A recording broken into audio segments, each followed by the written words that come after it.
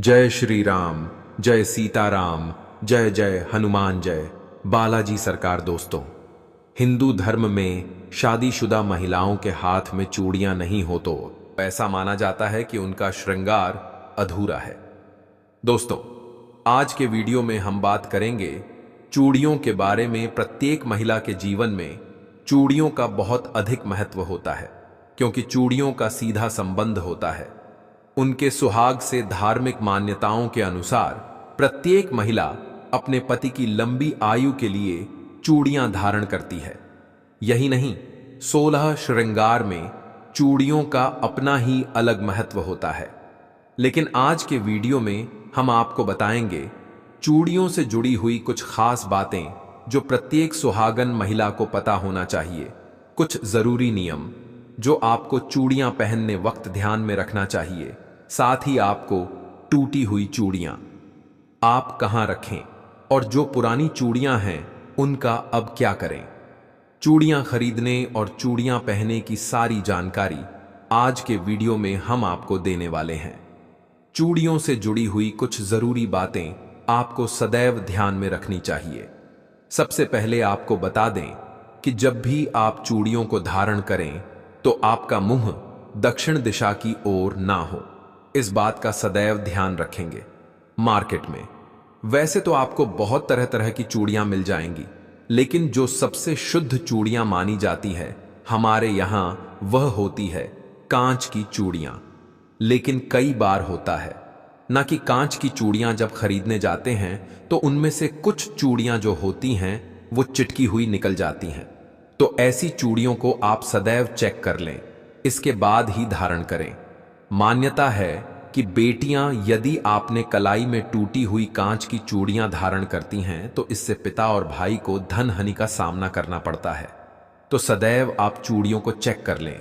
पहले एक एक चूड़ी आप अच्छे से चेक कर लें।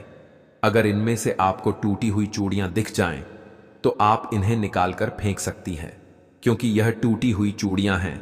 इससे आपको कोई दोष नहीं लगेगा। लेकिन अगर आपकी चूड़ियां टूटी नहीं हैं, पुरानी हो गई है, खराब हो गई है, तो आपको क्या करना है वह भी हम आपको आगे की वीडियो में बताएंगे। अगली बात जो चूड़ियों से जुड़ी हुई आपको हमेशा ध्यान में रखनी चाहिए वह यह कि कभी भी दोनों हाथ में बराबर चूड़ियां नहीं पहननी चाहिए। यानी कि मान लीजिए आपने अपने बाएं हाथ में 9 चूड़ियां पहनी हैं तो दाहिने हाथ में आप सदैव 10 पहनेगी।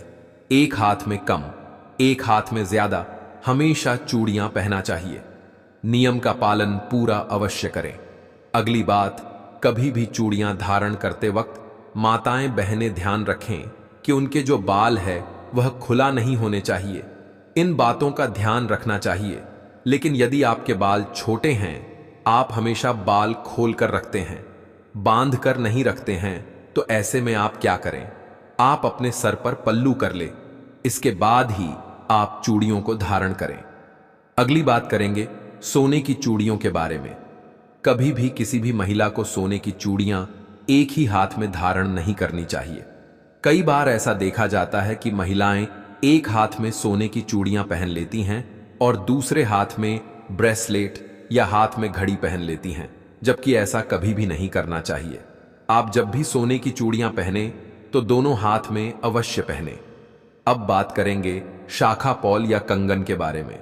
तो यह जो सुहाग की निशानी होती है, इसके साथ भी एक बहुत ही जरूरी नियम होता है जो मैं आपको बताऊंगा। जब भी आप सिंदूर लगाएं तो जब आप सिंदूर धारण करते वक्त आपकी उंगली में जो सिंदूर का हिस्सा थोड़ा सा बच जाता है वह सिंदूर आप इस शाखा पोल या कंगन में लगा लें। ऐसा कहा जाता है कि इससे सुहाग की उम्र बढ़ती है। तो इस बात का ध्यान रखें, जो भी माताएं हमारी शाखा पॉल धारण करती हैं वह नियम अवश्य करें।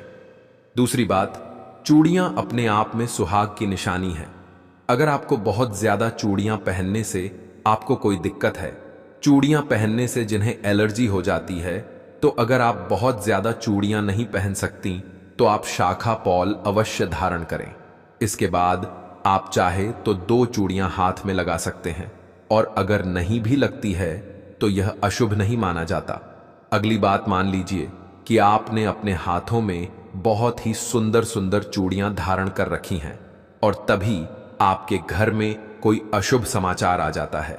अशुभ समाचार बोलने का मतलब किसी के मरने की खबर आ जाती है, तो ऐसे में आप इन चूड़ियों को दोबारा कभी भी किसी भी पूजा पाठ में नहीं पहननी चाहिए। कभी धारण ना करें, क्योंकि यह अशुद्ध हो जाते हैं। मान लीजिए कि आपने कोई नई चूड़ियां पहनी हैं और आप किसी पार्टी में गए हैं, किसी रेस्टोरेंट में गई है, और इन चूड़ियों को पहन के आपने कुछ मांसाहार इत्यादि का सेवन कर लिया। बहुत से लोग मांसाहार का सेवन करते हैं, तो यदि आपने मांसाहार का सेवन किया हुआ है तो इन चूड़ियों को साफ करके दोबारा किसी पूजा पाठ में धारण करें। और दोस्तों, लाह की चूड़ियां बहुत ही शुद्ध मानी जाती हैं। शास्त्रों में बताया गया है कि अगर यह चूड़ियां पहनकर आप कोई पूजा पाठ करती हैं, सुहागिन स्त्रियां को हमेशा सुहागिन रहने का फल प्राप्त होता है। प्रिय भक्तों, हमारे शास्त्रों में बताया गया है कि कभी भी सुहागन महिलाओं या जो कुंवारी कन्याएं हैं, वह सफेद या काले रंग की चूड़ियां पहन लेती हैं। उन्हें भूल से भी काले या सफेद रंग की चूड़ियां नहीं पहननी चाहिए, उससे हमें दोष लगता है। कभी भी सुहागन महिलाओं को काले या सफेद रंग की चूड़ियां धारण नहीं करनी चाहिए। सुहागिन स्त्रियों को सदैव पीले, लाल, हरे, गुलाबी रंगों का चुनाव चूड़ियों के लिए सदैव करना चाहिए। चूड़ियों से जुड़ी अगली बात जो आपको सदैव ध्यान रखनी चाहिए कि अपने हाथ की चूड़ियां कभी भी किसी दूसरी महिला को ना दें, ना ही किसी के हाथ की चूड़ियों को आप कभी खुद धारण करें। अगर आप ऐसा करते हैं तो आप अपने घर में मुसीबत को खुद ही दावत देते हो।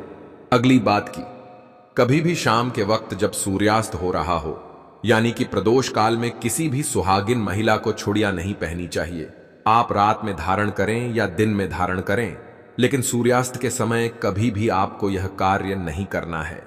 एक सुहागिन महिला का हाथ कभी भी एक पल के लिए भी सुना नहीं होना चाहिए, यह बहुत ही अशुभ होता है।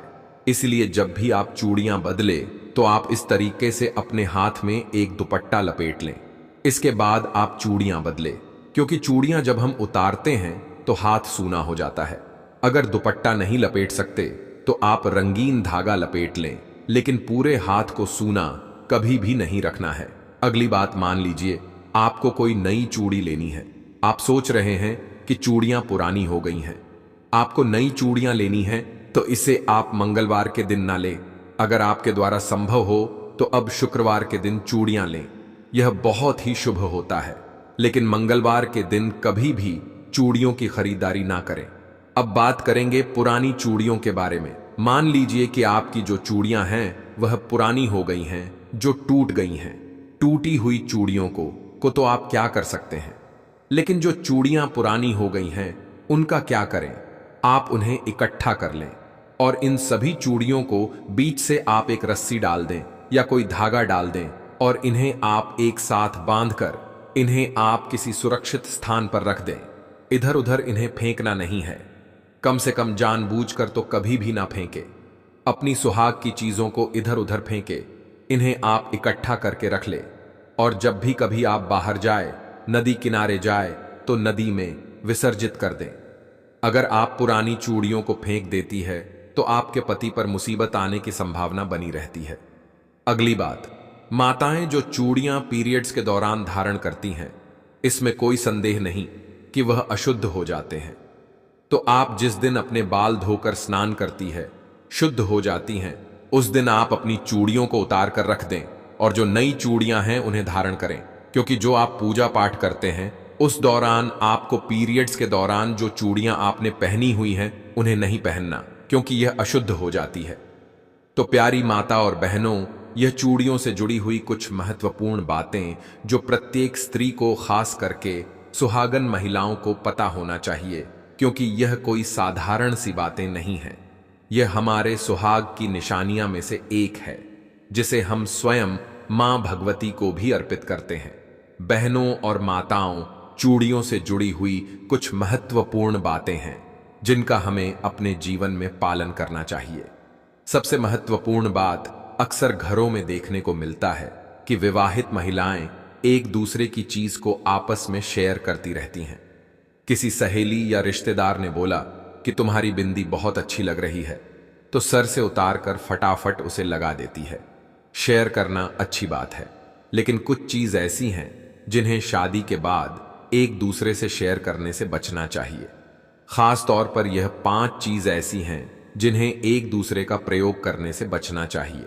इन 5 चीजों को शेयर करने का मतलब पति पत्नी के रिश्ते का खराब होना माना जाता है।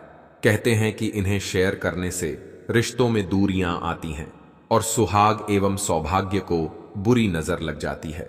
मांग का सिंदूर, आंखों का काजल, माथे की बिंदियां, हाथों की मेहंदी, हाथ की चूड़ी और पैरों की पायल, इन्हें भूल से भी कभी किसी दूसरी स्त्री के साथ शेयर नहीं करना चाहिए। आशा करते हैं कि आज की दी गई जानकारी आपको अच्छी लगी होगी। यदि वीडियो अच्छी लगी है तो वीडियो को लाइक जरूर करें और दोस्तों कमेंट बॉक्स में जय सीताराम, जय हनुमान, जय बागेश्वर धाम सरकार जरूर लिखें।